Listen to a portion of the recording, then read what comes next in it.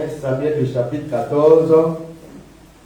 Voilà, nous allons lire avec les frères Charles et les frères Aubin, le verset 1 au verset 8.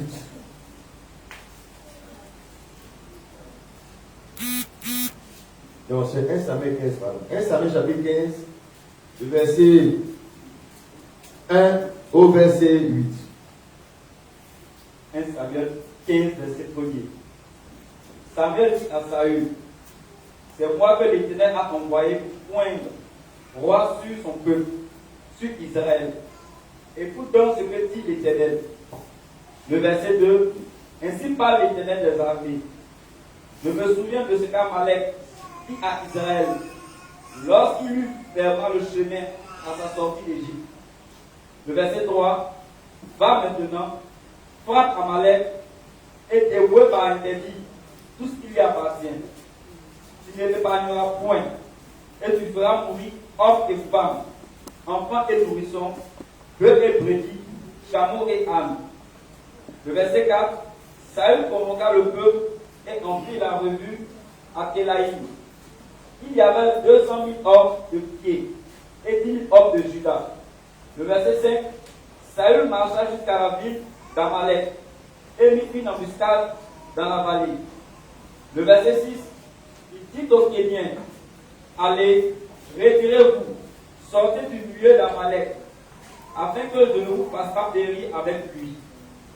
Car vous avez eu de la bonté pour tous les enfants d'Israël lorsqu'ils montèrent d'Égypte. Et les Kéniens se retirèrent du milieu d'Amalek. Le verset 7, Saül bâtit Amalek depuis Avila jusqu'à Sour et en face de l'Égypte. Le verset 8, il prit vivant Agag, roi d'Amalek, et dévoua par interdit tout le peuple en le passant au fil de l'épée. Puis le verset 9 aussi. Le verset 9, Oui. mais Saül que le peuple épargnait Agag et les meilleurs brebis, les meilleurs bœufs, les meilleures bêtes de la seconde portée, les agneaux gras et tout ce qu'il y avait de bon. Il ne voulut pas le dévouer par interdit. Et il dévouait seulement tout ce qui était méprisable et chétif. Père notre Dieu, nous demandons ce matin encore ta grâce. Une chose est de savoir lire la Bible, et une autre chose est de savoir comprendre ce qui est écrit. Et la troisième chose qui est la plus importante, c'est de mettre en pratique ce qui est. Bénis-nous, bénis l'écoute, bénis ce temps de partage de ta parole. Seigneur, donne-moi la force de savoir transmettre ton message, de savoir prêcher ta parole, et que moi aussi je me retrouve comme étant dans le peuple pour écouter et recevoir ta parole, et que chacun d'entre nous puisse être responsable de mettre la parole de Dieu en pratique au nom de Jésus. Amen. Fais s'asseoir, frère. Le sujet que ce matin je vais prêcher, sur lequel je vais prêcher, est celui-ci. Dieu veut une obéissance totale et non partielle de sa parole. Dieu veut une obéissance totale, ou bien complète, ou bien entière, et non une obéissance partielle de sa parole.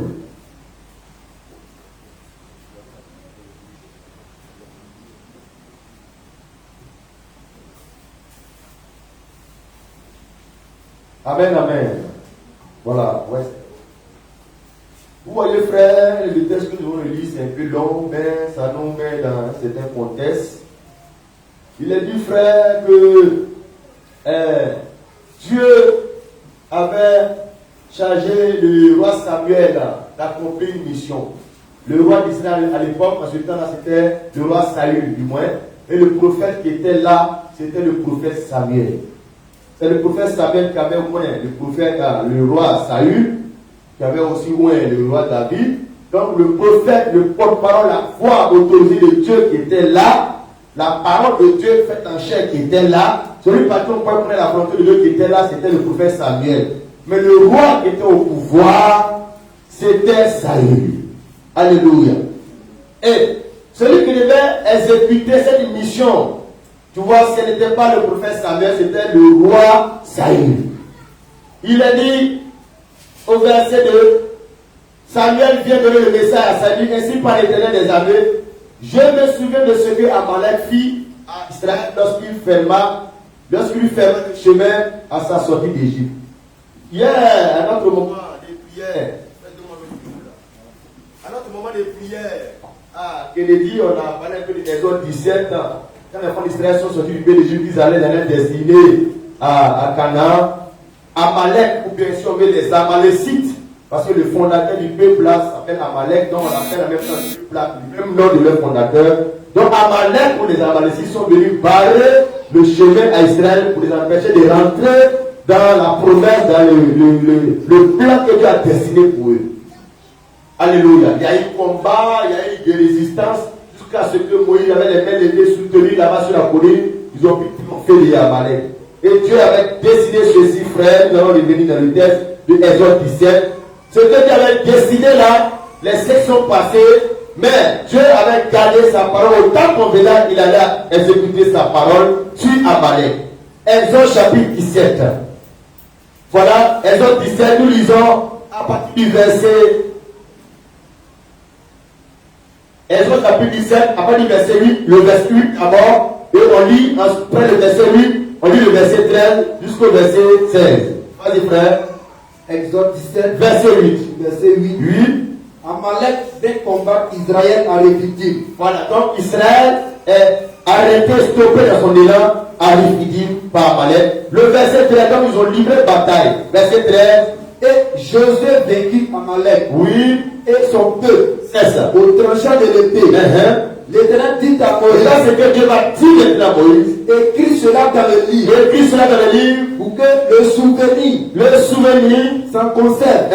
Et déclare à Josué. Que j'effacerai la mémoire d'Amalek. J'effacerai la mémoire d'Amalek dessous les cieux. Ce peuple qu'on appelle Amalek là, les Amalécites là, je vais les détruire, les exterminer de la terre. Donc Dieu a dit non, il n'a qu'à écrire. De ce moment, c'est-à-dire que Amalek a fait aux enfants d'Israël là. Non seulement ils n'ont pas pu vaincre Israël, Israël les a vaincus, mais ceux-là, à un moment donné, ne vont pas exister sur la terre. Aujourd'hui, le peuple qu'on appelle les Amalécites, les Amalek là, ça n'existe pas. Parce qu'on ne joue pas avec la parole de Dieu, c'est pas tout ça, c'est preuve historique là, que non, la Bible est vraie. Que la parole de Dieu est vraie. Il faut faire attention aux gens que tu combats sur la terre. On ne combat pas n'importe qui. On ne s'oppose pas à n'importe qui.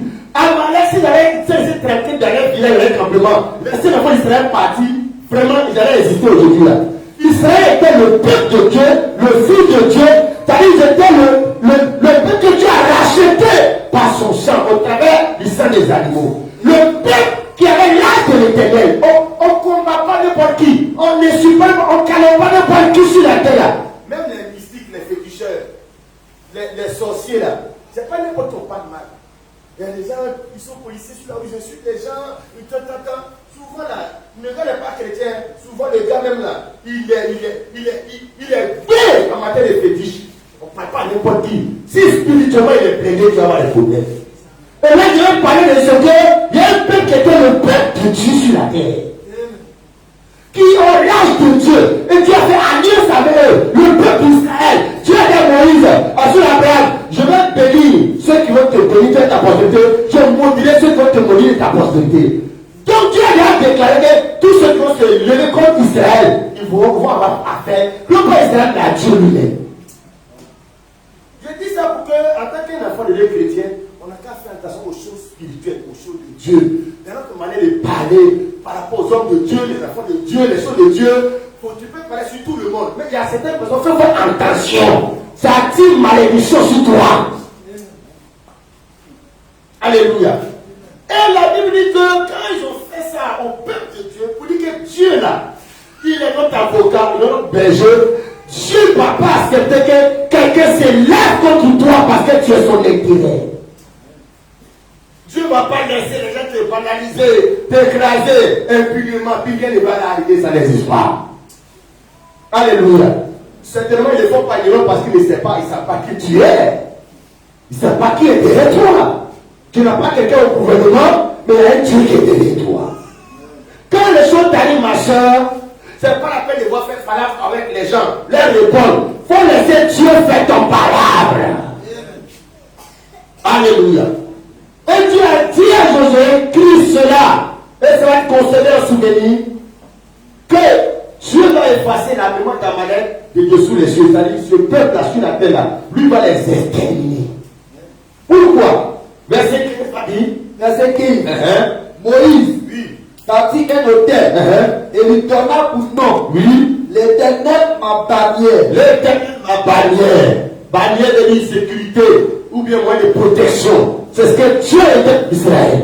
Le verset 16, il dit, parce que, pourquoi il a dit qu'il va exterminer Amalek? Parce que, pourquoi il a fait cette déclaration écrite? Il dit parce que la main a été levée. La main a été levée sur le trône de l'Éternel. Sur le trône de l'Éternel. Il y aura guerre de l'Éternel. C'est ça. Amalek, de génération en génération. Jusqu'à ce qu'il soit exterminé.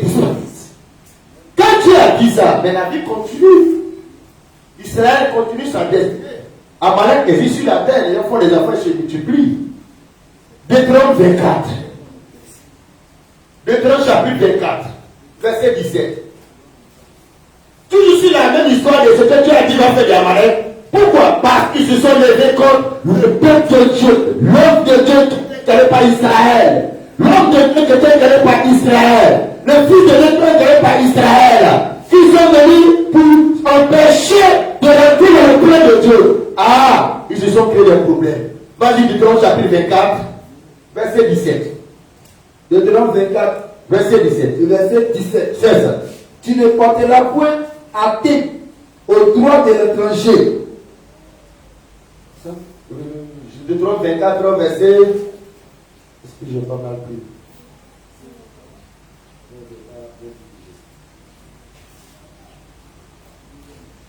Il faut lire Galates, on va lire Galates chapitre 6, verset 7 à 10. Voilà, je voulais montrer des coutumes où Dieu avait dit à Josué qu'il allait continuer de maintenir ses sanctions sur Amalek pour ce qu'il a fait aux enfants d'Israël. Vas-y, frère.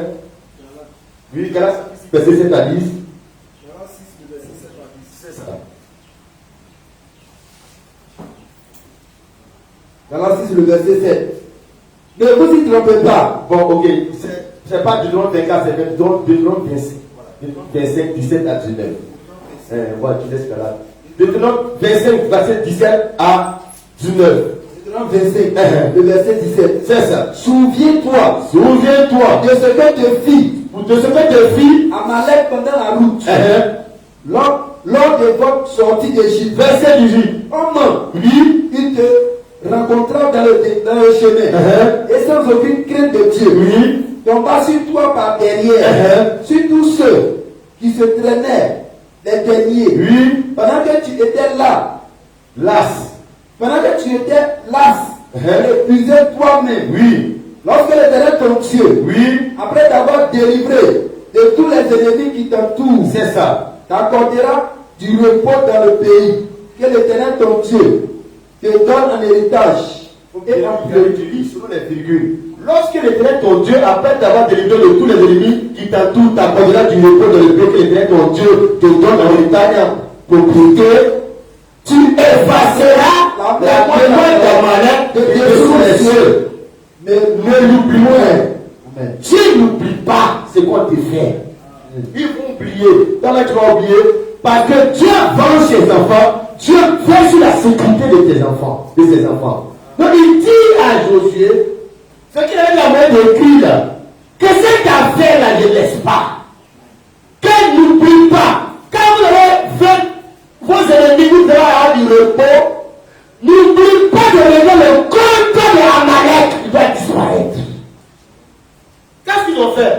Ils ont osé s'attaquer au peuple de Dieu qui allait dans la foi de Dieu. C'est-à-dire, si quelqu'un avait fait l'œuvre de Dieu, aller dans la vision de Dieu, dans les choses de Dieu là, quand tu te poses à ça, tu te crées des problèmes. À moins que c'était la personne qui c'est pas la volonté de Dieu, c'est pas l'œuvre de Dieu, là tu peux te poser ça, tu peux contredire ça. Mais quand c'est la vision de Dieu, que tu deviens un obstacle à l'opposition de l'œuvre de Dieu, ne parlez pas seulement des sorciers, des mystiques, des musulmans, des incrédules. Il y a des chrétiens même qui se disent qu'enfants de Dieu, de l'œuvre de Dieu, et se constituent en obstacle à l'opposition de l'œuvre de Dieu. Tu te crées des problèmes. à Josué, on ne va pas laisser ça, tu n'oublies pas. Il dit, lorsque vous allez être tranquille, vous allez être dans la promesse. Il dit ceci, frère, il dit, tu effaceras la mémoire d'Amalek de dessous les cieux, ne l'oublie point. Il rappelle ça encore. Parce que souvent, il peut arriver quelqu'un, ils ont eu le repos, de toute façon Dieu nous a bénis. Et puis on laisse ça, on avance. Non, c'est Dieu, c'est pas Josué qui va te reculer. C'est Dieu qui ne laisse pas la faire. Pourquoi? Parce que c'est pas tout qu'on s'amuse à faire aux enfants de Dieu à l'œuvre de Dieu. Alléluia. Quand Dieu a dit ça, l'accomplissement vient maintenant au temps du roi Saül. C'est à son temps là que Dieu va exécuter son jugement sévère contre Amalek.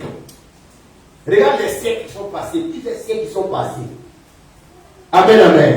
Donc Samuel a eu charge d'exercer une action de vie, d'exterminer, effacer la mémoire d'Amalek sur la terre, les nettoyer. En lui, en son temps. Nous devons notre texte de base et nous lisons 1 Samuel 15 pour que ta mémoire encore soit bien rafraîchie. Verset 1 au verset 2. Vas-y, frère. Samuel 15, le verset 1. Oui.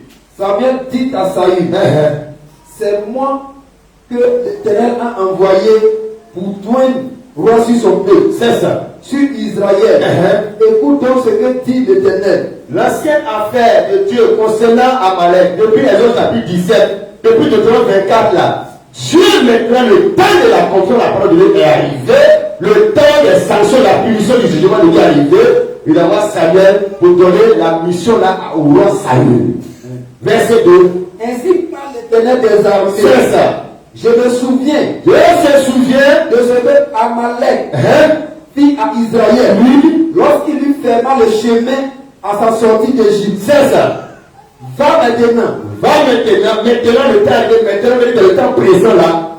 Toi Saül, Dieu, mesdames, va maintenant. Frappe Amalek. Frappe Amalek. Dévoué par interdit. Et dévoué par interdit. Tout ce qui lui appartient. Tout ce qui lui appartient. Tout ce qui lui appartient. C'est ça. Tu ne l'épargneras point. Et tu feras mourir. Oui. Hommes et femmes. Hommes et femmes. Enfants. Et nourrissons. Nourrissons bébés. Bœufs et brebis. Moutons. Chameaux et animal même qui appartient au peuple là. Et tout doit disparaître. Frère, il ne faut pas t'amuser avec Dieu, le jugement de Dieu, les choses de Dieu. Parce que ce monde que tu vois là, on voit, ce monde là, Dieu va disparaître. Quand tu vois que tu vois, quand tu vois les eaux, un jour où le temps de Dieu va venir, tout ça va nettoyer. Ça arrivait au temps de Noé, les gens ne croyaient pas. Les gens ne croyaient pas. Dieu avait gagné Noé, fait un âge, ce monde là, ne nettoyait pas l'eau, les gens ne croyaient pas. Ça a disparu. Amalek, dans un temps, ils ne croyaient pas, oh, Dieu va disparaître ici. Nos femmes là font des jumeaux, c'est que tu peux lever nombreux là. Ça va aller où? Quand le temps est arrivé, frère, même mouton, même dans le pays là, ça a disparu. Il peut arriver qu'on prend les choses de Dieu à la légère, on prend la colère de Dieu à la légère. Tu vois, aujourd'hui, les messages qui sont prêts, on peut même les messages qui expriment la colère de Dieu, le jugement à venir de Dieu. C'est ma frère, répandez-vous quand le monsieur est proche. Il enseignait que, ou faites attention, répandez-vous, parce qu'en présence d'un jugement de Dieu, répandez-vous, la colère de Dieu vient, répandez-vous, frère. Et à un moment venu, on va changer la dimension de la grâce. Dieu sera plus que tout de grâce, il va aller s'intéresser de tout du jugement. Ça sera trop tard à ce moment-là que c'est éclaté. Ce sera trop tard à ce moment-là à l'église de faire les choses de Dieu correctement. Parce que quand Dieu est sur le trône de grâce, on a tendance à négliger. Non, il n'y a rien, ça fait rien, il n'y a rien, parce que c'est la grâce. Mais la grâce après va se convertir en jugement. Alors, Saül, voilà la fin de route de la mission et le contrôle de la mission. Dieu s'est souvenu de ce qu'ils ont fait aux enfants d'Israël. Le temps est venu de les punir, sévèrement avec le jugement de Dieu, de les exterminer. Les femmes, les enfants, les bébés, les animaux, les moutons, les poulets, les chiens. Tout ce qui incarne Amalek, qui a la marque de Amalek, doit disparaître. Il ne faut pas laisser un mouton de Amalek, il va aller faire enfant avec un autre mouton de notre pays là-bas. C'est-à-dire tous, la classe même sur le plan même des animaux doit disparaître. Alléluia. Oh frère, tu vois comme la Bible dit, nous sommes une race élue. toutes les races de la terre vont disparaître un jour. Baoulé, Agni, Tata, Américain, Blanc. Il y a une seule race qui va rester éternellement, la race des Dieu. La race des fils de Dieu. Alors voilà pourquoi nous, je n'ai pas de à ressembler aux Américains, c'est-à-dire comme les Blancs. Parce que ce n'est pas la race d'avenir. C'est le peuple de Côte d'Ivoire. Ce n'est pas un peuple d'avenir, c'est pas du palais. Voilà pourquoi les patriotes. On veut être patriote de la patrie céleste. C'est ce roi-là qui va être le roi éternel. Alléluia. La Bible dit, voilà la mission que Dieu met le roi Saül. Destruction totale de Amalek. Et la Bible dit ceci, au verset 4, Saül convoqua le peuple et en fit la revue de Télaïm. Il y avait 200 000 hommes de pied et 10 000 hommes de Juda. Saül marcha jusqu'à la ville d'Amalek et mit une embuscade dans la ville. Il dit aux Kéniens, allez, retirez-vous, sortez du milieu d'Amalek. Donc au milieu d'Amalek, c'est comme la Côte d'Ivoire. La Côte d'Ivoire n'est pas peuplée pas seulement par les Ivoiriens. Il y a des gens d'autres nationalités qui sont en Côte d'Ivoire. Mais Dieu avait affaire à une seule nationalité, les Amalécites. Donc il dit aux autres élèves des autres nations qui sont les Kéniens qui habitaient sur le territoire d'Amalek de quitter sur le territoire là parce que Dieu n'a pas affaire à vous. Dieu a affaire à tout ce qui est lié à Amalek. Donc le message est donné que les Kéniens n'ont pas quitté le territoire d'Amalek. Parce qu'ils n'ont rien à voir avec ça. Et mieux, regarde ce qu'il a dit au verset 6. Il dit aux Kéniens, allez, retirez-vous, sortez d'Amalek, avec que je ne vous fasse pas périr avec lui. Car vous avez eu de la bonté pour tous les enfants d'Israël. Lorsqu'ils montaient d'Égypte et les Kéniens se retiraient du milieu d'Amalek. Donc, il y a deux peuples qui sont ici. Le peuple des Kéniens, les Kéniens, et là, ils ont été une bénédiction pour la destinée des enfants d'Israël. Ils ont aidé, ils ont dit qu'ils donner de l'eau à boire quand ils étaient en train de passer dans le village pour aller à Canaan. Ils ont dit de donner du ñam, ils ont dit les saluer, les encourager. Mais Dieu vous bénit, Dieu est avec vous. Les motiver sur le chemin de l'œuvre de Dieu. Et demain, là-bas, plus tard, ils ont dû récolter les conséquences. Ça va les aider à être épargnés. Dieu va les sécuriser parce qu'il est dit qu'ils ont de la bonté pour les enfants d'Israël. Lorsqu'ils montaient d'Égypte, ils ont été bons envers les enfants de Dieu, envers les hommes de Dieu, envers l'œuvre de Dieu. Et les quittés, les Amalécites, ils ont été mauvais envers l'œuvre de Dieu. Ils ont barré la route à l'œuvre de Dieu pour que les Kéniens aient ouvert la route aux enfants d'Israël. Pour que les chrétiens allaient de l'avant à prospérer, à ce que l'œuvre de Dieu puisse vraiment être la gloire de Dieu. Les Amalécites étaient un obstacle à l'œuvre de Dieu. Chacun des deux peuples là va récolter ce qu'il a cédé à l'égard d'Israël et de l'œuvre de Dieu. L'autre, il est épargné. L'autre, il va suivre ce qu'il a été bon envers les enfants d'Israël, donc envers Dieu. Et les Amalécites, ceux qui vont s'aimer à l'égard d'Israël, des enfants de Dieu, des hommes de Dieu, pour Dieu, ils vont être sanctionnés, ils vont récolter, ils vont moissonner la colère de Dieu, l'extermination. Mais eux aussi, c'est les créatures de Dieu. Eux aussi, c'est Dieu qui les a créés. Tu vois bien les frères. Et la colère de Dieu s'exprime parce qu'ils n'ont pas contribué à l'avancement de l'œuvre de Dieu. Même si tu ne contribues pas, c'est continuer dans ton coin. Mais ils se constituent un obstacle parce que la Bible dit, au verset 2, ainsi par les des armées, je me souviens de ce qu'Amalek fit à Israël lorsqu'il ferma le chemin à sa sortie. Il ferme le chemin, c'est-à-dire il empêche d'aller dans la direction dans laquelle Dieu veut le conduire. Il a une faute fermée. Donc les Kéniens étaient une porte ouverte et ils étaient une porte fermée. Il y avait un obstacle, un blocage. Que tout ce qui est blocage sur le chemin est destiné, que Dieu va détruire ça au nom de Jésus. Si c'est un sorcier, si c'est un mystique, mais c'est la parole de Dieu. Pourquoi? Parce que Dieu veut aller à son enfant. Il a dit que nous sommes la couleur de ses yeux. Tous ceux qui vont vouloir te fermer le chemin de ta bénédiction. C'est comme si Dieu t'avait destiné à être gendarme policier normalement. Et puis les gens par la commission prennent ta place, mais tu n'es pas heureux sur la terre. Parce qu'ils t'ont fermé une porte. Alléluia. Amen, amen. On ne ferme pas la porte de sa destinée à un enfant de Dieu. Alléluia. Et voilà le problème qu'Amalek s'est créé. Et la Bible dit, Saül, il va aller les mater. Il va finir tout ce qui existe là. À cause de quoi? Ils ont fermé le chemin aux enfants d'Israël de rentrer dans leur destinée qui était le pays du Canaan. Ils auraient dû faire comme les Kenyans, les encourager, les donner de l'eau. Voilà. Parce qu'à l'époque, il n'y a pas dans ton village, pas dans ton campement. Donc tu peux les empêcher de traverser ton village. Comme nos villages, les villages n'ont pas de coups de clôture. D'ailleurs, on rentre dans les coups, on passe dans les coups pour aller de l'autre côté. Mais quelqu'un aussi peut t'empêcher de passer dans sa cour. Une fois aller tourner de l'autre côté, là, il ne passe pas dans sa cour. Vous voyez, frère, et c'est comme ça que ces deux peuples ont fait. Et les Kenyans ont laissé passer les Israël dans leur territoire. Ils ont même assisté, ils ont eu de la bonté. Quand ils ont eu de la bonté, c'est-à-dire qu'ils ont apporté de l'assistance. Mais les Amalécites leur ont fermé le chemin. Il n'y avait pas autre moyen de passer ailleurs. Voilà pourquoi ils ont obligés de se combattre pour passer là. Alléluia.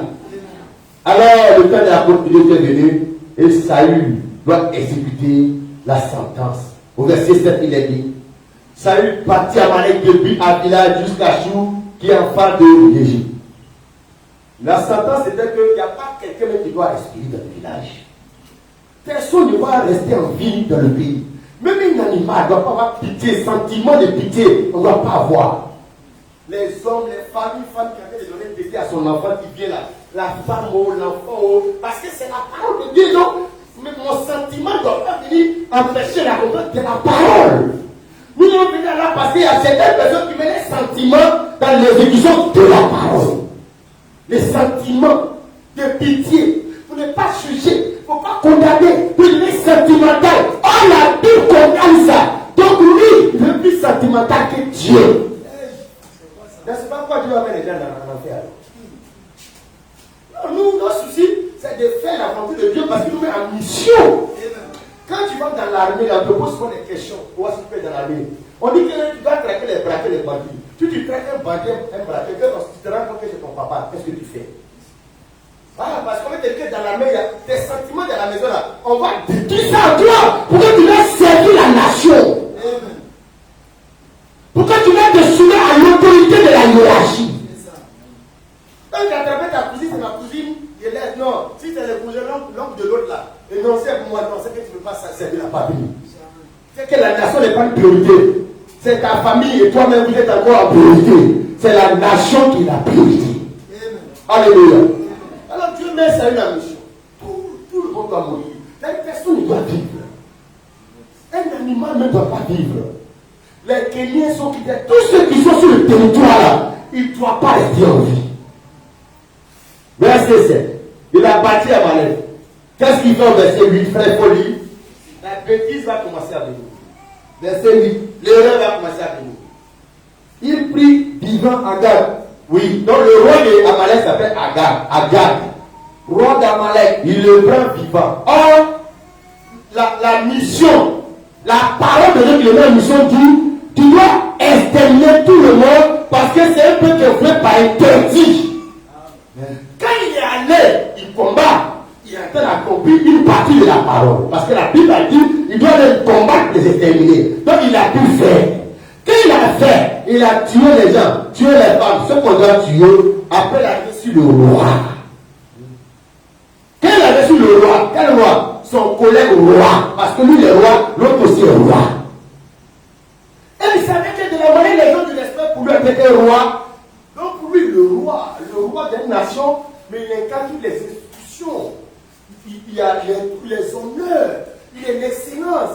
Donc on peut traiter un menuisier, un maçon comme les policiers font là, traîner les gens. Mais souvent quand tu arrêtes un DG, un ministre qui a détourné l'argent, mais tu n'attrapes pas ses patrons pour le soulever comme un petit bouton du quartier. Donc il y a une manière honorable qu'on prend pour traîner les grands voleurs. Souvent les petits voleurs du quartier là, ce n'est pas les grands voleurs. Les grands voleurs même, sont dans les costumes. Mais quand on les traite avec tous les honneurs. C'est comme ça que le roi Saül voulait faire. Et il s'est trouvé devant le roi Agag. Mais il a commencé à mettre les sentiments de voir que on ne peut pas trimballer ce roi-là. Les habits de la royauté, le trône royal, la chaise royale. Il sent que non. La parole de Dieu a dit lui, on a qu'à l'égorger, mais vraiment, il pense que ça ne lui ressemble pas. Alléluia. Verset 8, il prit vivant Agar, il voit la maladie. Ah, il doit être mort. Il le prend vivant, il le laisse vivant. Et vas-y, il prit vivant Agar, roi d'Amalek. Et il dévoie par interdit tout le peuple en le passant au fil de l'épée. Oui, verset 9. Mais Saül, lui et le peuple épargnait Agar. Donc ils vont tout détruire, ils vont tout condamner, ils vont tout exterminer, mais ils vont épargner une partie des habitants d'Amalek. C'est ça accompli la parole de Dieu à moitié. Être chrétien à moitié. À l'église à moitié, mais pas tout à l'heure. On le sait que c'est venu pour nous conduire dans la totalité, dans toute la vérité. Amen. Hey, si tu fais à moitié, c'est que Dieu considère que tu n'as jamais fait ça. Pour que les gens veulent chercher des mots, mon nom, je ne vous ai jamais connu. Parce que faire ces choses à moitié n'est pas fait de rêve, c'est comme si tu n'as rien fait. Allez jeter là-bas où il y a les fétichés, les marabouts. Moi, je vais prêcher un évangile pour que tu ne sois pas chrétien à moitié, parce que ça va, tu vas regretter pourquoi. Un féticheur, un Arafat qui a vécu le monde puis qui est en enfer, il souffre, mais il ne souffre pas comme un chrétien à moitié, puis surtout dans le même endroit qu'Arafat. Aïe! Moi, j'étais chrétien, j'ai partais dans les programmes de veille, des jeunes, mais les pas qui nous fait partir un ton là. Je vais m'appeler un ton. Même on partait à l'église. C'est ça qui a fait que je suis allé à la fête là-bas. Non, Dieu n'est pas dans ce qui est à peu près de la moitié. Ou tu fais ou tu ne fais pas. Si tu fais à moitié, c'est que tu n'as jamais fait. C'est que tu es encore dans le monde. C'est que tu n'es pas encore converti. Tu n'es pas encore venu à Jésus. Il n'y en a pas un enfer comme les catholiques ont créé. Il y a un enfer, il y a le purgatoire, il y a le paradis. C'est-à-dire, il n'y a pas un endroit intermédiaire de milieu. Pour ceux quand même que tu es chrétien quand même, non, il n'y en a pas. Ou bien tu as réussi, tu es au ciel, ou bien tu es en enfer. La Bible dit ceci, frère, il va épargner Agag, et qu'est-ce qu'il va épargner encore? Ça y est, le peuple épargner Agag, virgule. Verset 9. Verset 9. Mais Saül et le peuple épargnaient Agag et les meilleures brebis. Dans les animaux qu'on a tués là, ils ont sélectionné. Les meilleurs brebis, c'est-à-dire les moutons que tu vois, il est en forme. Le bélier là, tu le vois, il est en forme. Quand ils sont allés là-bas, c'est que Dieu les détruit là. Arrivé là-bas, ils savent que aïe, c'est un mouton en forme comme ça, Dieu les détruit. Lui, il croit que quand Dieu les détruit la chose, c'est quelque chose vraiment qui n'est pas joli à voir, quelque chose lui-même que l'homme même n'aime pas. Arrivé là-bas, parce que c'est des bonnes choses. Les meilleurs brebis, virgule. Les meilleurs brebis. Les meilleurs bœufs. Les meilleurs bêtes. De la seconde portée. Oui. Les agneaux gras. Les agneaux bien gras. Tout ce qui y avait de bon. Tout ce qui a été bon, tout ce qui a de la valeur dans le pays d'Amalek, qui est voué par interdit, qui est interdit. Mais c'est joli, c'est gros, ça rend joli. Comme on dit nos sœurs au marché. Mais les fossiles, les faux ongles, mais ça rend joli. Ça améliore ta beauté. Ça fait que tu deviens sexy. Ça apprend une valeur ajoutée à ta personne. Quand il allait voir ces choses interdites, condamnées par Dieu, qu'on doit exterminer, brûler là, il allait voir que c'était attrayant, c'était joli, c'était séduisant. Les meilleurs brebis, les meilleurs bœufs, les meilleurs bêtes de la seconde portée, les agneaux gras, et tout ce qu'il y avait de bon. Vas-y frère. Il ne voulut pas. Il ne voulut pas. Le dévouer par interdit. Dévouer par interdit, c'est exterminer, c'est détruire. Il n'a pas voulu. Oh Dieu veut. Lui arrivé là-bas, quand il regarde, et puis ses sentiments l'amènent à ne pas vouloir. Donc il y avait un enfant de Dieu qui s'oppose à la volonté de Dieu. Ce que Dieu voulait, c'est exterminer. Lui arrivé là-bas, et le père, il ne veut plus, il ne veut pas. Vas-y frère. Il ne voulut pas. Il ne voulut pas. Le dévouer par interdit. Oui. Et il dévouait seulement. Il dévouait seulement. Tout ce qui était méprisable et chétif. Ah, ils vont trier. Donc les animaux qui sont maigres, qui sont minces, malades. C'est ça, ils sélectionnent et puis ils détruisent. Ils les volent, ils jettent là-bas. il cherche là-bas les choses méprisables. Mais les choses qui sont attrayantes, vous frères, nous on pense que le péché là, c'est vilain. Le péché, le diable a dit le péché joli. Vous ne pouvez pas que le ait l'affaire de condamner le péché. Alléluia. Donc arrivé là-bas, il va condamner, détruire. Vous pouvez pas entendre les choses méprisables et chétives, comme les chrétiens d'aujourd'hui, ils ont choisi de condamner, de maudire, de brûler les fétichés, les premiers de leur village. Quand il vient trouver les mêmes pratiques à l'église catholique, dans la grande église catholique, il parle du ministre, du préfet, les mêmes statuts qu'il a brûlé dans son village, il a condamné. Quand il vient trouver ça dans l'église catholique, les filles de maman Marie, et puis il voit que c'est joli, voilà, il trouve qu'on ne doit pas condamner comme le féticheur. Ah, c'est la même valeur spirituelle. C'est ce qu'il a fait, il a trié. Il a trié les choses à condamner, à jeter, à brûler. Que c'est les Bordeaux, les Koufa, les Obian, Safra Obian. C'est là qu'on ne doit pas chanter les chansons. Mais on peut chanter Kaiser Blue. Il a quitté dans la chambre, il a quitté la chambre pour aller dans la cuisine. Tu es dans la même maison. Tu es en prison. Tu dis que moi en prison, j'ai quitté la prison. Jésus m'a sauvé. Tu quittes la prison, la cellule A. Tu t'en vas dans la cellule B. Tu es dans la même macane. Les gens pensent qu'ils vont à l'église, ils sont chrétiens. Ils ont quitté le monde. Puis il va à l'église catholique. Il dit qu'il a quitté le monde. Maintenant, il est rentré en Jésus. Tu es rentré dans le mur. Tu as quitté la cuisine pour aller dans le WC. Tu es dans la même maison. On est sortis du système. Ils n'ont fait que maquiller de l'air pour une couleur religieuse au statut d'adoration des idoles. Parce que pour village, c'est tout ça, c'est tout visible. Parce que Satan est bête. C'est tout cogné, c'est tout fétiche. On n'a qu'à rendre ça Joseph Marie. On n'a qu'à rendre ça Bible. On n'a qu'à rendre ça joli à voir. Le petit Jésus de la crèche, les lumières. Et puis on vient. Si on arrive dans la forêt là-bas, ça fait trop Satan. Mais quand on est dans l'église, on voit les lumières, on voit les choses, on voit l'encens, le chapelet, t'entends. Mais le chapelet là, tu vois qu'il est dans la même maison avec le monsieur l'imam. Tu vois que le diable t'arrive, il fait le diable. Il est brisé. Ah bon? Et là, pour la part de Jésus, tu chapelet pour prier. Toi, tu es chrétien, tu dis chapelet pour prier. Quelle différence? Les autres, mes parents, ils croient aux morts, l'esprit des morts, ils prient les morts, ils font les libations pour les morts. Quand on a fait les traditions, on fait poisson, on évoque les morts. Je viens à l'église, et puis on évoque les saints qui sont morts, les saints Joseph, saint Paul, on évoque les morts. Et puis je dis, je ne suis pas les gens. Satan t'a eu, tu es dans la même maison là. Parce que Satan a vu que quand on a le péché joli, ça prend les gens.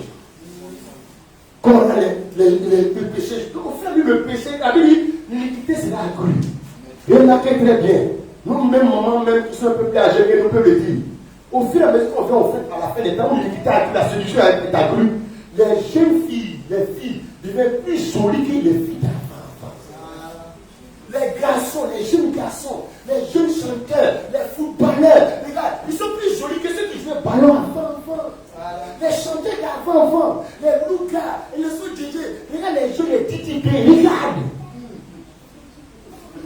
Parce que l'homme a pour tendance à condamner devant Valérie les choses méprisables et chétives. Mais quand le diable de péché est incarné dans quelque chose qui est joli, il y en a. Quand tu vois ça, frère, tu te dis que non, celle-là, elle ne peut pas être comme le féticheur, la femme féticheur du village. Alléluia. Les plus grands sorciers, frère, c'est les Illuminati. Et les soins, c'est les chefs d'État. Les puissants même de la société, la haute sorcellerie, le mysticisme, la franc-maçonnerie, ce n'est pas des gens ça.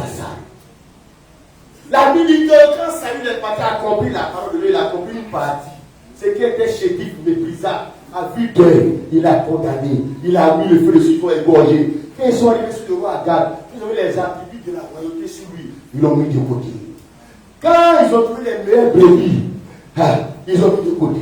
Les meilleurs bœufs, ils ont mis de côté. Ils mettent de côté. Donc qu'est-ce qu'ils font? Ils sont en train de trier l'accomplissement de la parole. Trie, c'est qui l'arrange. Tu vas voyager, tu vas te lever. La Bible dit, tu ne seras pas la queue, mais la tête, il presse le verset. Mais quand il fuit la publicité, c'est trop chétif, ça n'arrange pas. C'est un chrétien. Un chrétien Dieu, c'est celui qui accepte toute la parole de Dieu, même quand ça le condamne. Deutéronome 22, c'est une femme ne mettrait pas la demande d'homme. Celle qui fait ça, celui qui fait ça, qui confesse ces choses est en abomination. On laisse, c'est trop chétif, c'est trop maigre. Et on prend quelque chose qui m'arrange, ça me plaît. C'est comme ça que les pasteurs prêchent. Moi, je n'ai pas choisi ce qui m'arrange, ce qui t'arrange pour prêcher. Je prêche toute la parole. Même si ça me concerne, pour que ça puisse nous sauver. Alléluia. Les gars, le médecin te donne un traitement des maladies sur le maladie. Dans les traitements qu'il fait là, il y a des médicaments qui sont sucrés, il y a des médicaments qui sont en verre. Quand on était enfant, il y a des sirops qu'à un moment donné on est pour, mais il y a d'autres médicaments, tu vas les comprimer, les palus jaunes, et puis il va écraser, il met la cuillère dans l'eau. Quand tu vois, tu sais que, mais quand tu donnes le sirop, tu veux, si c'était toi seul pour ton traitement là, tu vas choisir tous les médicaments sucrés. C'est comme ça les chrétiens font. Et puis ils veulent aller au ciel. Et puis Jésus puisse le sauver. Son salut là, c'est comme cela. Oh, salut est parti. Il a commencé à prier dans la parole de Dieu. Et c'était pour se satisfaire, pas pour satisfaire Dieu qui l'a mis en mission. C'est qu'il arrange. Donc ils vont dans les églises, pas parce que ça arrange Dieu, parce que ça les arrange là-bas. Ils vivent comme ils veulent. Ils s'en vont dans telle église parce que c'est ce qui l'arrange. C'est pas parce que ça t'arrange.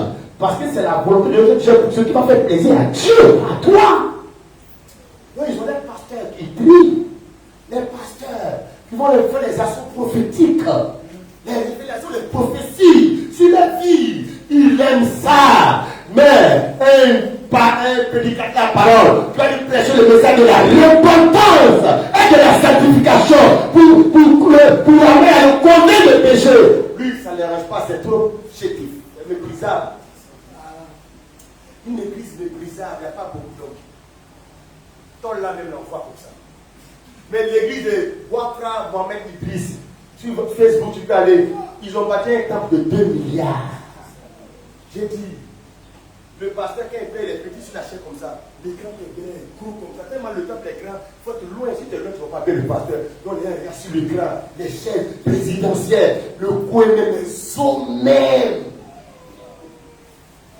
Mais quand quelqu'un vient à l'église, et puis il va aller à l'église à tôle, à chaleur, ils n'ont pas beaucoup, puis la boutique, ils chantent, ils crient comme ça. Madame Taki crie comme ça, Madame Kamel répond comme ça. Tam là, ça file, non, je ne veux pas d'abord.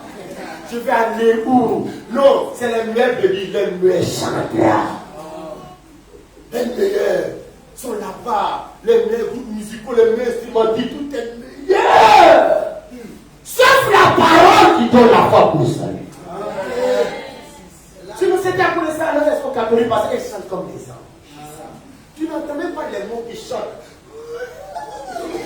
Tu ne sais pas si on veut dire, waouh, Jésus. Non, ils chantent dans les nez. Ils chantent, ils plaignent dans le chant, les vocales. Tu sens Dieu, le ciel. Non. Et quand le prêtre vient, tu sens les rituels.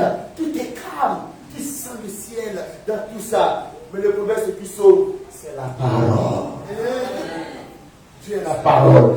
La foi vient de ce qu'on entend avec la parole. Ça, ça ne donne pas la foi. Groupe musical. Voilà pourquoi si quelqu'un vient, peut-être que tu es habitué, tu es dans l'église, les gens chantent bien, les cantiques, qui vraiment, ici, là, si tu ne trouves pas, vraiment, excuse-nous, nous, on a mis tout l'accent, tous les prophéties sur la parole. Tous les autres qu'on fait dans le culte vont passer un jour. Mais la parole, là, ça ne passe pas. Voilà pourquoi on ne joue pas avec ça. C'est ça qui peut te sauver. Le groupe musical, quand on joue la guerre, après, c'est la guerre. Quand Paul et Silas sont chantés en prison, puis la prison s'est classée avec un piano. Ils chantent la parole. Ils chantent avec la foi. Mais tout ça, on a ça maintenant, ça nous a rendu nuls dans l'adoration. On ne vient pas au culte pour adorer, on vient regarder des concerts. Le groupe musical, on vient les regarder louer Dieu. C'est des concerts plus que des cultes. Alléluia. Oui, frère, ils ont vu les meilleurs brebis, les meilleurs bœufs, les tout étaient meilleurs dans le pays. Quelque chose qui est meilleur comme ça, Dieu les détruit. Quelque chose qui est joli avant comme ça, Dieu les condamné. Oui, c'est sa part, c'est sa volonté, point bas. Il n'y a pas de calcul à voir, regardez. Donc vous voulez dire que tous ces musulmans vont en enfer. Vous voulez dire que tous les catholiques vont en enfer. Vous voulez dire que c'est vous seul. Vous voulez dire que tout le monde. Mais ça, c'est des sentiments qui étaient très pour juger la parole. Autant les dons les hommes sont sauvés, 8 personnes. C'est comme les personnes sur la terre. Et la Bible dit, l'avènement du Fils de l'homme sera comme au temps des Noé. Ah, est-ce que Dieu cherche la quantité, cherche la qualité? Amen, amen. La Bible dit, frère, que salut le faux chrétien, le faux croyant, chrétien charnel, chrétien qui est fait par le monde. Le monde a foi en lui, on la voit dans le monde pour être condamné les choses du monde. Oh, le monde n'est pas fini en lui. Oh, lui, le soir, salut, contrairement à David, c'est un roi qui était choisi selon les rois du monde. Les enfants d'Israël sont venus à Samuel, et David soumis un roi comme il y en a sur toutes les autres nations. Donc lui, il est un roi qui vient du monde, qui est la copie, la loyauté du monde, le roi des nations.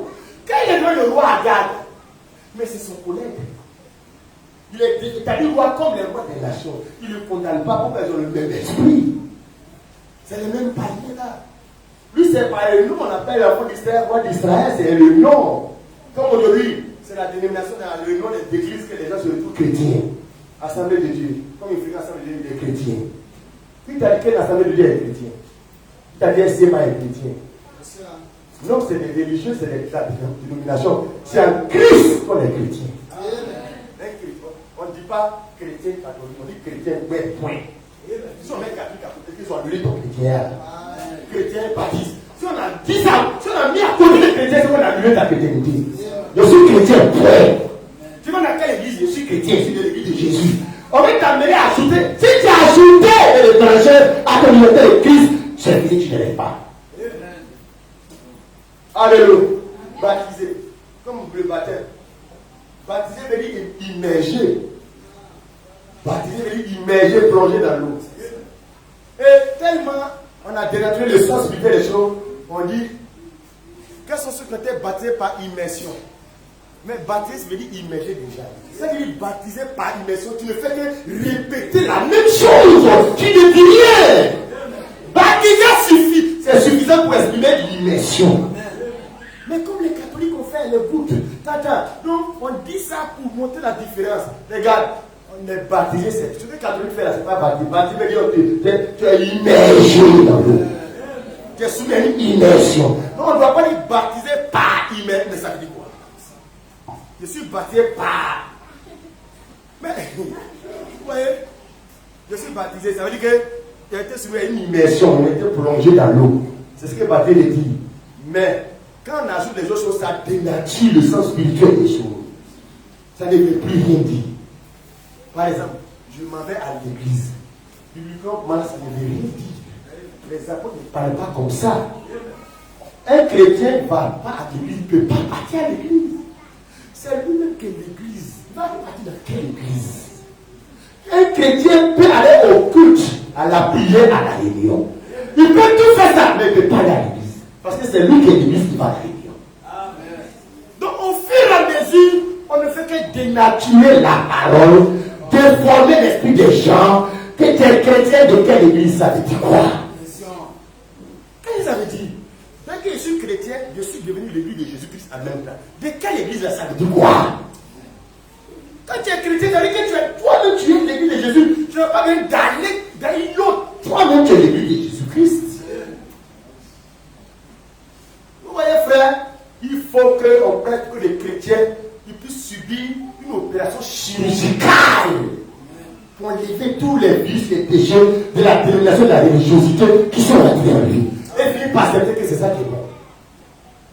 C'est les pasteurs Saül. Ils ont fait quoi? C'est que Dieu les a condamnés. Et ils ont gardé les meilleurs. Ils ont gardé les rois Agag. Donc, l'esprit du monde, le paganisme, la mondanité, ils ont gardé ça. Au lieu de condamner le roi d'Israël, donc le peuple le suit. Quand ils ont gardé, tout de suite est meilleur. Bon. Non seulement, au lieu de condamner ça là-bas dans le pays, il ne condamne pas, il laisse ça vivant. Puis, il va transférer ça dans le pays d'Israël, dans l'œuvre de Dieu. Amen, amen, amen. Non seulement, un ne doit pas, ou il ne doit pas écouter les mesures par égales et condamner. Puis, comme on a vu dernièrement, le pasteur Thierry de Lucifer, il transfère ça dans les portables. C'est dans les portables. il transfère ça, il télécharge ça pour écouter ça. Tu ne condamnes même pas. Et puis tu prends ça. Tu amènes ça chez toi, dans ton portable, dans ta maison, dans ta vie. Les choses que Dieu les condamnait, ne mets pas les mots ni les choses du monde. Toutes ces choses que tu as condamnées, normalement tu ne condamnes pas. Mieux, pire. Mais tu transportes ça sur ta vie, dans ta beauté. Ta beauté, tu n'as pas condamné ça au marché, mais tu as transporté ça sur ta vie, même tu portes ça. Et tu vas où? À l'église de la maison de Dieu avec. Pour aller danser Dieu. Tu vas pas aller provoquer Dieu qui dit de Dieu, ça pas interdit. Les chrétiens ils ont la foi. Ça n'est plus la foi, c'est la folie. Pourquoi? Parce que la foi s'appuie sur la parole du Seigneur. Alléluia. La suite, quand il fait ça, regarde la suite. Verset 10. Verset 10. Est-ce que Dieu va se taire? Est-ce que Dieu va rester indifférent? Non, Dieu doit parler. Pourquoi? Parce que c'est lui qui a mis le gars en mission. Il s'en va faire autre chose. Comme il veut. Le verset 10. Verset 10. L'Éternel adressa la parole à Samuel et lui dit, je me répands d'avoir établi Saül pour roi, car il se détourne de moi. Car Saül, que je l'ai envoyé hier là, il se détourne de moi. Et il n'observe point les paroles. Ce que je lui ai envoyé d'aller faire là, il n'est pas allé faire. Oh, il a fait la moitié quand même, il a tué quand même des animaux pépissables et chétifs. Mais Dieu pour Dieu, il n'a rien fait. Il n'est pas un chrétien. Non, tu ne vas pas à l'église. Si c'est pas aller faire un pied de un pied dehors, c'est que tu ne vas pas. Vas-y frère. Donc Dieu dit à Samuel le prophète, lui là, je regrette, il avait vu voir. Je regrette. Pourquoi? Parce que il n'est pas de ces gens de personnes qui mettent Dieu en priorité, c'est les intérêts, les envies, ce qu'ils veulent faire, ce qu'ils veulent être, ce qu'ils veulent être bien habillé pour être bien vu, mais pas bien habillé pour bien vu aux yeux de Dieu. C'est-à-dire que ce n'est pas pour vivre pour plaire à Dieu qui l'intéresse, vivre pour plaire à ses yeux aux yeux des hommes. Verset qui suit. Car il se détourne de moi. Se détourne de moi. Et n'observe point mes paroles. Oui. Samuel fut irrité. Et il cria à l'Éternel. Toute la nuit. Le matin.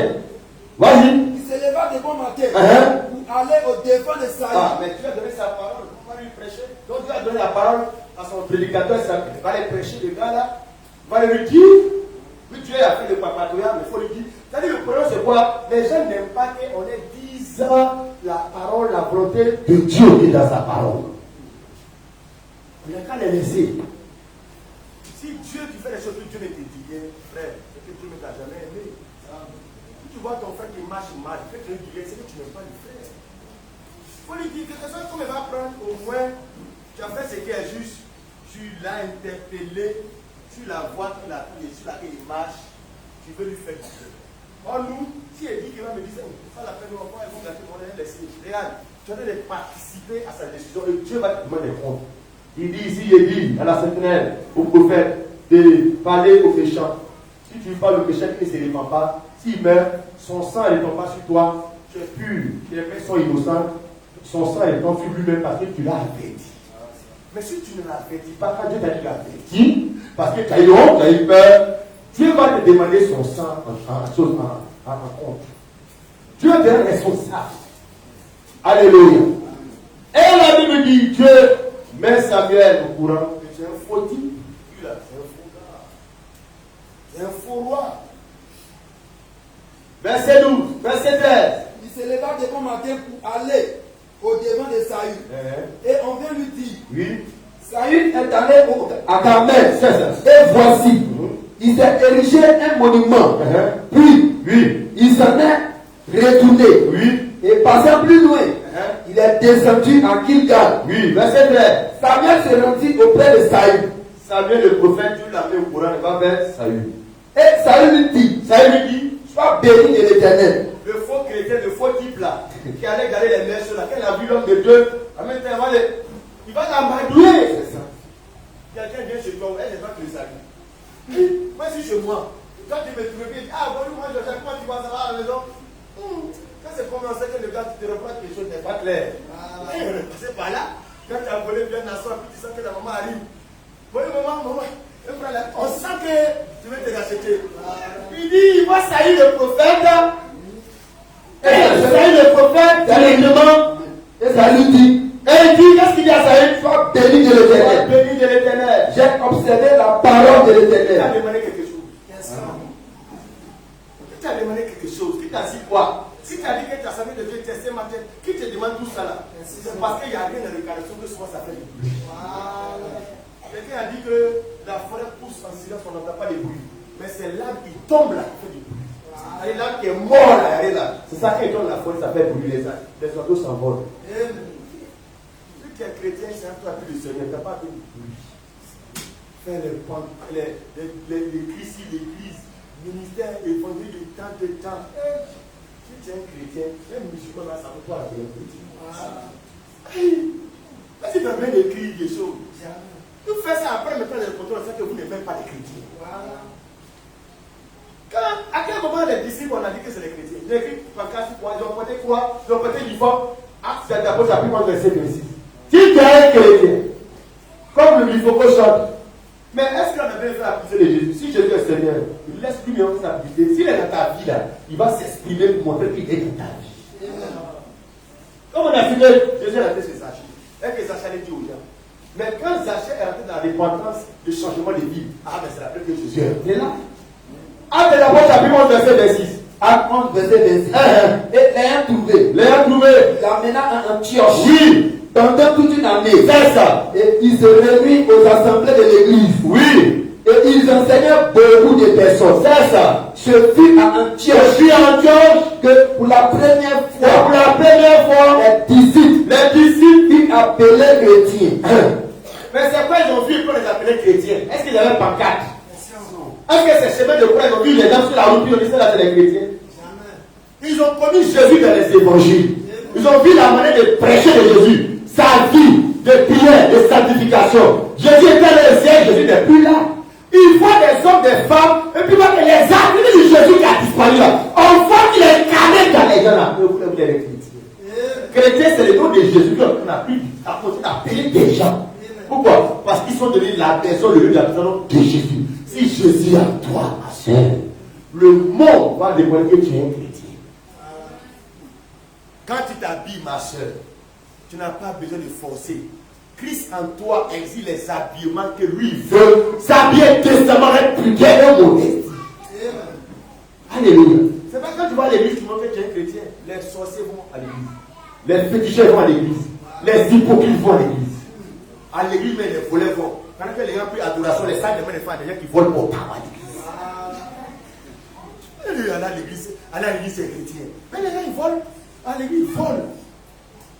Les gens même qui n'ont pas quitté le culte, les gens cassent l'église pour voler les appareils, les pianos. Est-ce que c'est le bâtiment ça qui fait que tu es un chrétien? Non. C'est quand Christ est dans ta vie, en toi, que tu es un chrétien. Alléluia. Alors, la Bible dit que Saül, devant le prophète, il est mal à l'aise. Quand les gens vivent dans le péché, dans le monde, que surtout devant les frères en Christ, les soeurs en Christ, ils sont mal à l'aise, ils ne se sentent pas bien. Parce que ce n'est pas le même esprit, ce n'est pas la même mentalité, ce n'est pas la même vision. Elles ne viennent pas à l'église, ils sont gênés. Tu es mal à l'aise. Tu n'es pas tranquille en toi. Tu te sens culpabilisé. Tu ne vas pas honorer la parole du Seigneur. Sois béni de l'Éternel. J'ai observé la parole de l'Éternel. Et le matin, n'a pas doué. Laisse que Samuel lui dit. Samuel dit au verset 4. Ce n'est pas que Dieu l'a mis au courant. Ce n'est pas ton témoignage sur toi-même qui compte. C'est le témoignage que Dieu n'a de toi qui compte. Ce n'est pas le témoignage que Job rendait de lui qui comptait. Que Satan disait de lui qui comptait. C'est le témoignage de Dieu sur Job qui comptait. Dieu dit à Satan, il n'a pas remarqué qu'on c'était Job, il est juste intègre et droit, il craint intègre. C'est ce que Dieu dit de toi là qui compte. Ce que le pasteur dit de toi, ça compte pas. Parce que tu peux tromper le pasteur. Tu peux tromper le fait de l'église. Heureusement que tu ne peux pas tromper Dieu. C'est ça. Tu restes dans ça, dans l'enlèvement, tu vas rester. Tu vas partir dans la même situation avec les païens là. Donc, il ne faut pas te tromper toi-même. Il ne faut pas tromper Dieu. Tu ne peux pas. Il faut te repentir pour marcher sincèrement. Si tu es fautif, dis à Dieu que je suis fautif, change-moi. Mais quand Dieu te joue les dangereux, Dieu ne va plus te changer. Il te joue déjà les sauver les chrétiens. Les connaisseurs du message. Le problème, c'est ce que les pharisiens faisaient. S'ils étaient restés humbles pour montrer qu'ils ne connaissent pas Dieu, les aurait aidés. Mais même venus trouver des gens qui se jouent les connaisseurs, ils les a laissés dans ça. Ils se tournaient vers des gens qui se jouaient les humbles. C'est ça qu'on connaît dans le message. Les actions du message. D'ailleurs, celui qui connaît les mystères, il connaît. Ça devait certainement d'orgueil, de suffisance. Alléluia. Nous, que Dieu nous aide, frères, à rester humbles. Puisqu'on échange les frères, vraiment, Dieu les a nous gardés, on n'a pas là, on les garderies de nos coins là. Seulement chacun d'eux, on est humble. Le passant, on est mélangé. Vraiment, Dieu, vous gardez mon cœur. Quand tu as nous élevé, pardon, parce que l'homme là, quand il n'a pas là, il n'a rien, il jure. Quand les gens sont dans l'opposition, en Côte d'Ivoire là, il jure que quand il va venir, lui a volé. Si moi il vient, quand il vient là, il fait mentir. Amen, amen. Nous allons voir la suite, frère. Et Samuel dit, verset 14. Samuel dit, c'est hypocrite et religieux. Samuel dit, Oui. qu'est-ce donc que ce bêlement de brebis qui parvient à mes oreilles et ce mugissement de peur qui j'entends. Oui. Saül, Tu peux t'arrêter là. Amen. Il pense tromper Samuel. Mais ses œuvres et les choses de sa vie, ça résonne le monde, le péché. Bon, tu dis, béni, sois béni de l'Éternel. J'ai observé la parole du Seigneur. Et puis quand la fille d'Élisabeth, le mouton a créé bête. C'est-à-dire, les choses du monde, ce que Dieu interdit, qui doit détruire, condamner là, voulant montrer qu'il a fait, il est croyant, il sait Dieu, ces choses-là s'expriment pour le contredire, pour lui montrer que c'est un menteur. Ton habillement exprime que ce que tu dis est, par rapport à Jésus, c'est faux. C'est pas quelqu'un qui dit, regarde ton Coran collé, tes saints dehors disent que tu n'es pas chrétien. Ta beauté, les cheveux que tu allais payer au marché disent. Si c'est les cheveux que tu as, que Dieu t'a donné, ça va te témoigner que tu es un chrétien. Tu allais acheter des cheveux en caoutchouc. Des fossiles. Faux homme. C'est-à-dire, quand on dit faux, ça dit qu'il y a le vrai. Dieu t'a donné le vrai. Tu allais prendre le faux. Mais le faux montre que tu n'es pas chrétien. Ce n'est pas un pasteur qui dit. Les attributs du monde qui sont sur toi témoignent contre toi. Le monde, les choses du monde, le péché, témoignent contre toi. Quand il dit qu'il a fait la parole de l'Éternel, les moutons là ont commencé à faire bruit. Il dit les chrétiens, quand il a commencé à dire ça, son portable a sonné, c'est ce robot qui chante. Les chrétiens. Ça n'est pas faire quelqu'un dans l'assemblée ici, dans l'adoration, quand tu as ton portable, puis ton portable sonne au zoulou. Seulement quand tu apprends pour prendre parler Dieu pour répondre. Voilà. José, tous ces gens chrétiens dans les pasteurs des églises, José, ils chantent Mapuka, Pierre Béni, fait tout ça. Elles chantent dans les églises. C'est chrétien ça là.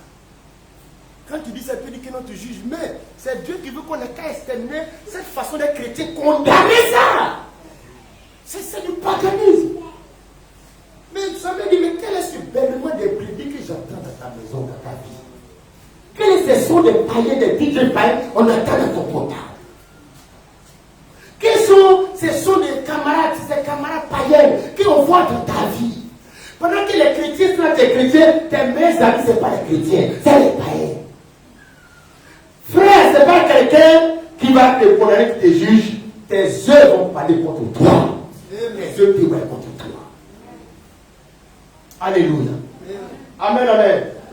Ah, il est dans la confusion. Quand le Seigneur Jésus a dit, dans Matthieu chapitre, on va dire cela, Matthieu chapitre verset 21 à 23, on peut laisser combien de temps passer.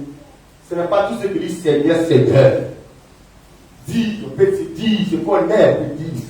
Ce n'est pas tout ce que dit Seigneur, Seigneur, qui héritons le rang de Dieu, celui-là, celui qui fait la volonté. Pas une partie de la volonté comme Saül, mais qui fait toute la volonté de Dieu. C'est celui-là qui sera sauvé. Amen, amen. Et il est là, il voit les moutons là en train de crier. Quand Samuel est venu, les bœufs là sont en train de faire beaucoup de bruit pour réclamer qu'ils ont faim. Il doit aller les nourrir maintenant devant le prophète. Comme souvent, dans les sœurs, elles viennent, tu les vois, ils sont voilés. Une fois, quand tu te trouves comme ça, les gens qui les saluent, tu n'as pas à voir, il n'y a pas à voir chez elle, elle est en collant, il y a un ton, toi, mais le pasteur, tu es gêné. Elle est gênée, tu es gêné. Vous deux, vous êtes gêné là. Donc, tu demandes la nouvelle, puis là, quand tu sens qu'on sent que tu cherches la route pour partir. C'est-à-dire, il faut. Les gens, les pasteurs deviennent leur Dieu. La crainte des hommes de Dieu. Les fêtes de l'église, c'est eux qui craignent. Quand les fêtes de l'église ne sont pas là, et puis ils sont en l'air de faire ce qu'ils veulent. Mais est-ce que Dieu te voit pas même? Ah! Comment tu penses là même? C'est mieux que quand tu la manière tu es en collant à la maison, tu viens comme ça à l'église. C'est-à-dire, moi, je préfère que tu es comme ça, Dieu peut avoir pitié de toi, mais fais sincère. Mais quand tu te fais comme ça là, Dieu va pas avoir pitié de toi. Tu viens te collant, frère, priez pour moi, aidez-moi. Comment je doute tellement le péché, vous me voyez aujourd'hui là, je ne suis pas fier, si je viens comme ça, je vais arrêter de me cacher. Je me mets, je vais prier pour moi, Dieu n'est qu'à m'aider, mon cœur n'est qu'à changer. La seule même qui te condamne, juger là, elle n'est pas courage de te condamner ce jour-là. Parce qu'elle sent que tu es sincère. Tu luttes avec ça, c'est plus fort que toi. Dieu même te fait grâce. C'est lui même qui vient avec toi. Tu viens avec, tu viens. Et on sent que vraiment tu viens pour que Dieu te fasse grâce. Mais quand tu viens en spirituel, la maman Marie, mère de Dieu. Le dimanche, tu es mère de Dieu. Après que le dimanche fini, tu es mère de Dieu. Mère de Tisa. Mère de Coclé. Comment est-ce que Dieu va te sauver? Comme les deux hypocrites qui priaient dans les Écritures, Jésus dit, deux personnes montent autant devant le Seigneur pour prier. Il y a un qui saisit les religieux. Le Père m'a dit, je fais ça, je gère. Oh Dieu, je suis meilleur. Je ne suis pas comme l'autre là. Où faut-il, moi, je ne suis pas comme cela. L'autre là, il priait. La Bible dit qu'il ne nous a même pas levé la tête.